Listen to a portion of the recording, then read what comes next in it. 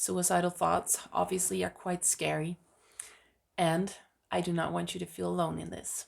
So, we are going to talk about it. I do have to preface this by saying if you are suffering and struggling with suicidal thoughts, please seek help. Please seek professional help. Seek out any help that you feel comfortable with, but please seek out help. Having said that, I scrolled through the comments on one of my YouTube videos and I saw a comment by Olivia saying that she was struggling with suicidal thoughts, such as, I don't deserve to be here, I am a bad person because I have this attachment style, and I hate myself. And suicidal thoughts, obviously, are a hard topic to talk about. And at the same time, I really do want to talk about it because I know that they are also only just thoughts. And that might seem so weird to say because these are like the scariest thoughts, right?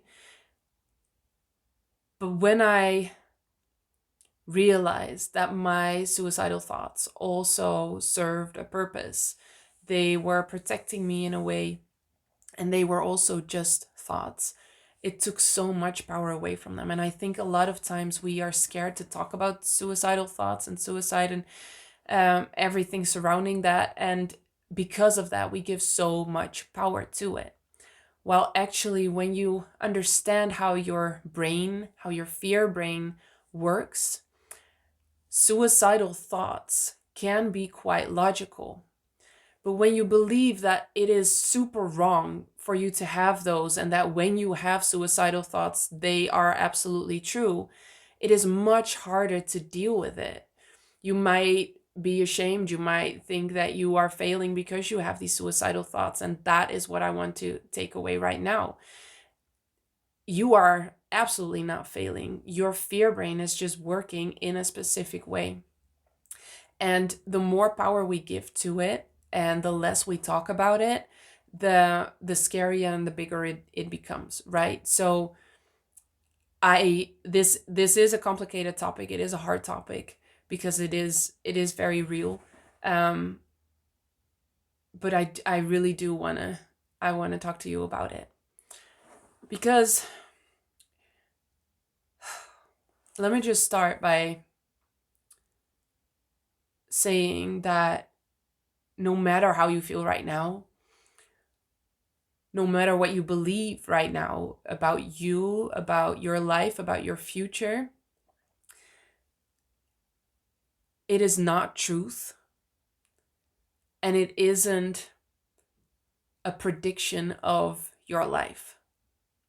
You could feel so low right now, and you could feel like there is absolutely no light at the end of the tunnel, and it absolutely does not have to be true.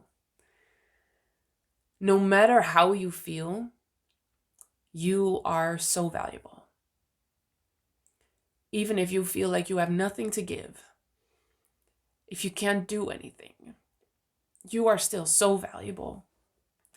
And we are all really, truly lucky to have you here. I am so happy you are here on this channel, watching this video, trying, fighting. You are so much stronger than you think. And I know you think I'm not talking to you, but I really am. I really am talking to you. You are stronger than you think. You really, really are. And you are valuable. And you are worthy, even when you don't feel like that at all right now. You are. So, I remember when I was in a crash state of my fearful avoidant attachment style and I had suicidal thoughts. It came from I didn't want to leave the relationship, and I also didn't want to stay, and that just drove me mad. I just didn't know what to do anymore. And that's when the suicidal thoughts started. And I'm not saying that my thoughts were the same, that I felt the same, that I know exactly what you feel like. I'm not saying that. I just think that it's important that people share about this more, talk about this more, to take away the shame surrounding it. Um, and you might recognize a little bit from it. And so you will also know that you can get out of it and become really, really, really happy. So I think the suicidal thoughts for me started when I just didn't want to leave. I didn't want to stay. And there was just no other option. I wanted these thoughts to stop. I wanted to not feel the way I was feeling. And so I started having these suicidal thoughts. And in a way, looking back, I understand why, because suicide is almost like a way out, right? It's an escape fantasy in a way where you truly think that that will give you the peace that you are searching for. And then I read somewhere that here on earth you have all the tools to help you get out of this. And at that time that resonated, and I thought, okay, this is not the way out. The way out is using the tools that we have here. And also I truly believe, and I know now, that you can create heaven on earth.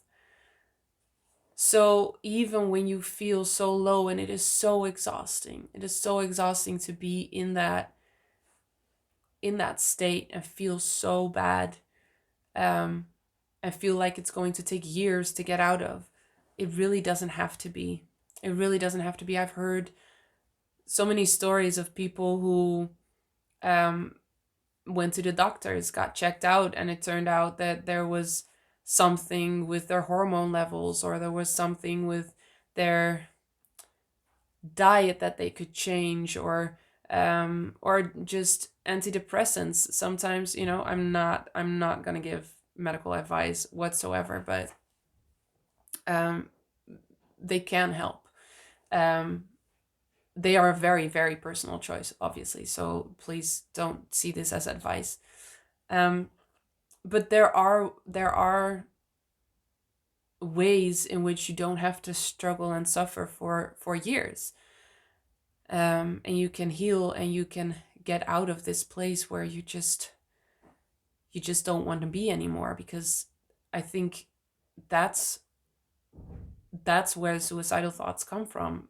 I don't believe anybody genuinely wants to die. It's just you want to not feel this way anymore. You don't want to be here in this body in this moment. And I mean, I'm saying this as I've also lost people to suicide. So I'm not trying to downplay it whatsoever.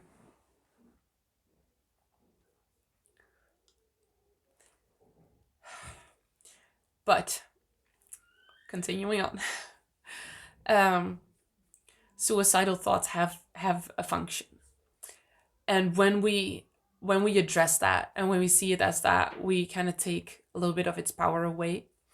So functions of depressed thoughts can be hiding, because when you feel so bad, you just don't have to deal with the world in a way.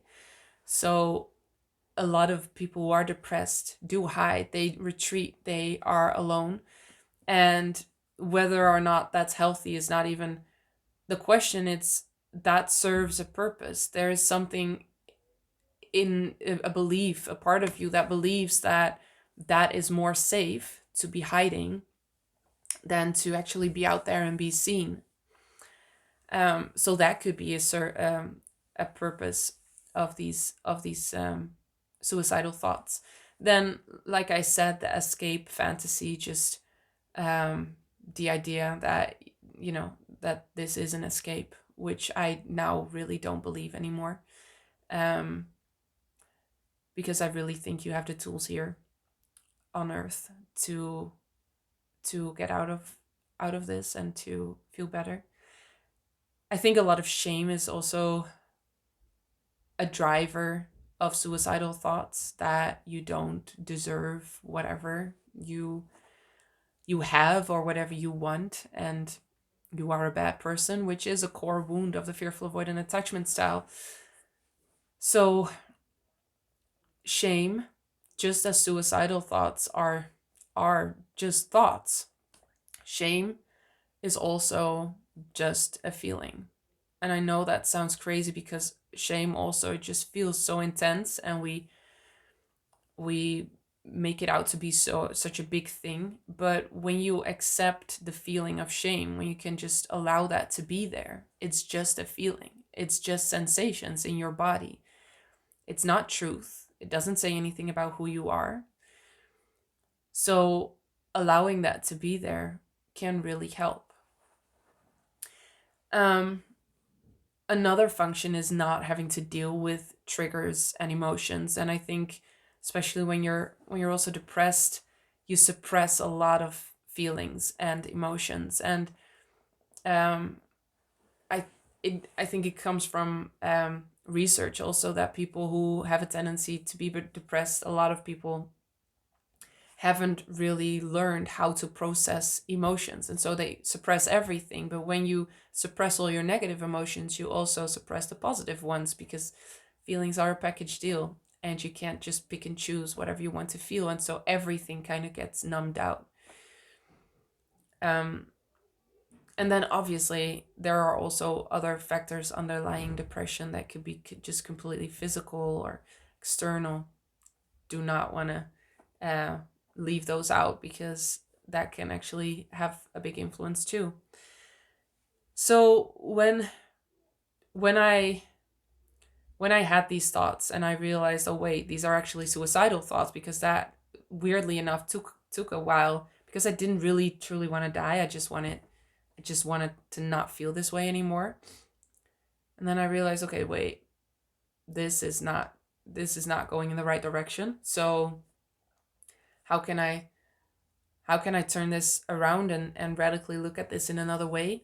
And I started asking myself the question, what if nobody expected anything from you? What if nobody in the whole world expected anything from you? They didn't expect you to do certain things. They didn't expect you to not do certain things. So what if nobody in the whole world expected anything from you, and you could not fail? There was just no failure. What would you do? How would you be? And I don't know if this is the key question for everybody dealing with suicidal thoughts. But I just realized that it's I was living life according to other people's expectations, or what I thought other people wanted from me, um, and according to my fears. And when I asked this question, it was so freeing, and I started feeling more alive again. Like, wait, I can do whatever I want. I can live my life in whatever way I want. And that really did help me a lot. And again, I don't know if that helps you, or if that is the right question in every situation. Probably not, but um you are holding yourself back. You are spiraling into shame because of what you believe other people believe about you. So if you take away all other people, all their expectations, all their thoughts, all their judgments, all their criticisms, if you take all of that away, what would you want to do? Who would you want to be? How would you feel if that burden is just completely lifted? It doesn't matter if you feel good or if you feel bad, if you do things or if you don't do things, if you do things well or if you don't do things well. It just doesn't matter, because what other people think, believe, expect, fear, that doesn't matter. It's not your responsibility. Um, that really helped me, and I really hope that will kind of give you an opening too. Just know that a lot of these thoughts, Olivia, that you mentioned in the comments, and I think a lot of other people can mm,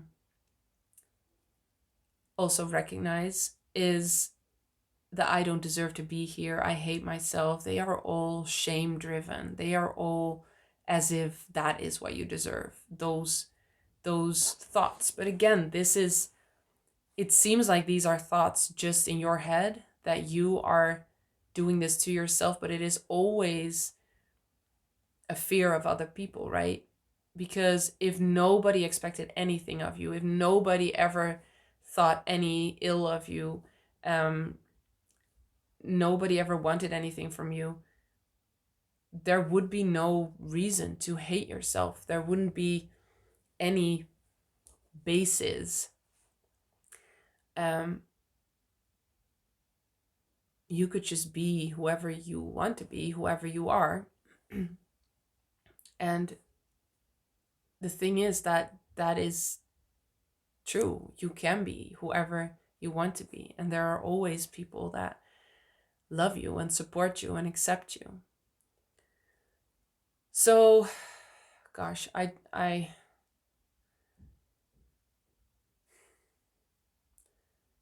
trying to see if there's anything else I can do. I want you to know that no matter how you feel right now, you can become really, really happy. But I also want you to know that you don't have to. It is not that you are only valuable or worthy when you are happy, when you are a normal functioning human being, when you feel good. You are valuable right now, as you are right now. And we are truly lucky to have you here right now. So, this is your life. You don't have to live it for anybody else in the way anybody else wants. You get to do whatever you want. You get to live it in the way that you want.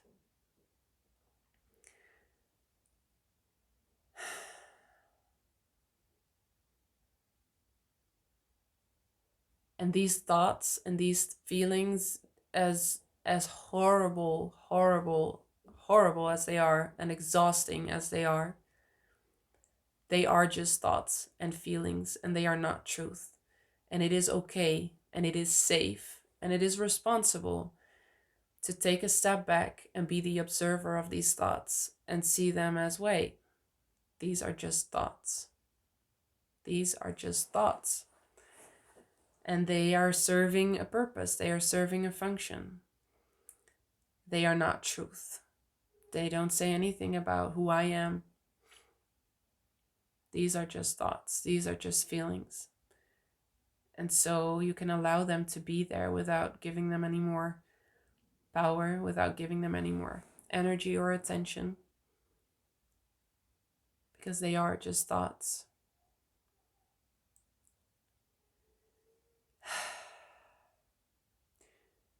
You are so valuable.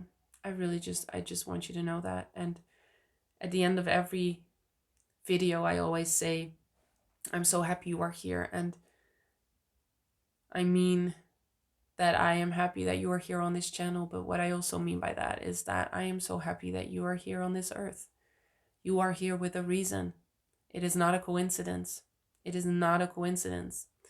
The world needs you, specifically, uniquely you, even if you have no idea why or how. It is not a coincidence that you are here on this planet. And so it is not for you to decide when you leave. We need you here. We need you here. We are happy that you are here. And this phase where you are in right now is just a part of the story. It's not the ending, it is a part of the story.